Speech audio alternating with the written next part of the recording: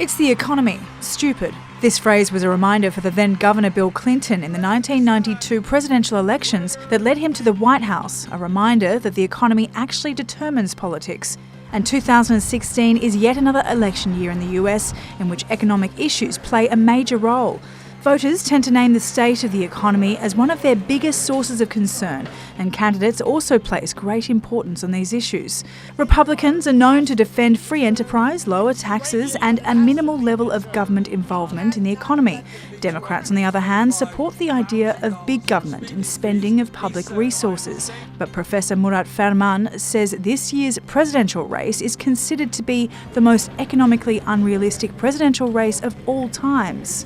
None of the candidates do have a sound and well-calculated program to show us how and when and under which budgetary constraints or strategic plan they will pursue their goals. But why do economists accuse both Democrat and Republican candidates of being severely disconnected from economic reality? The US economy has performed well under President Barack Obama. When he first took office in 2009, the unemployment rate was 7.8%, and now it's below 5% with sustained job growth.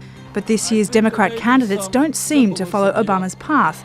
Bernie Sanders has set his sights on big financial corporations, millionaires and billionaires. He wants to redistribute wealth from the rich to everyone else by tax hikes.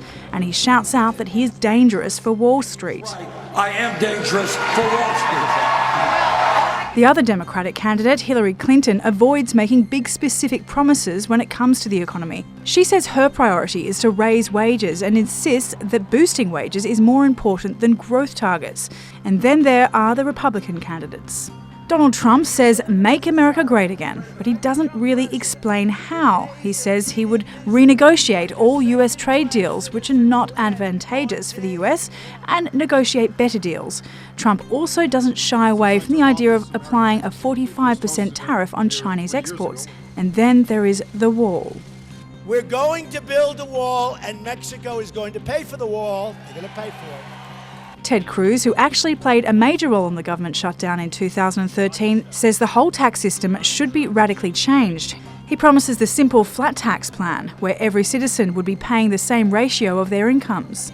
Professor Ferman says candidates should refrain from being too radical.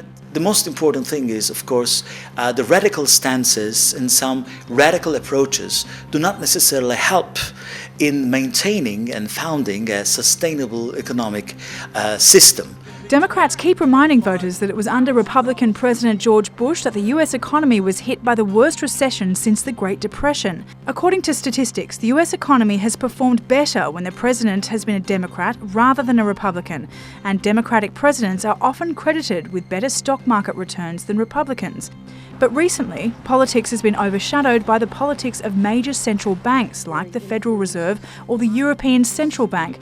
They seem to have a bigger and more direct effect on stock market performance.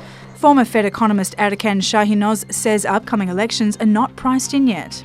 Financial markets haven't priced in US presidential elections possible results as they are still busy with the UK's EU referendum and the implications of Fed's possible rate moves. This may be one of the most unwanted elections in US history, pundits claim.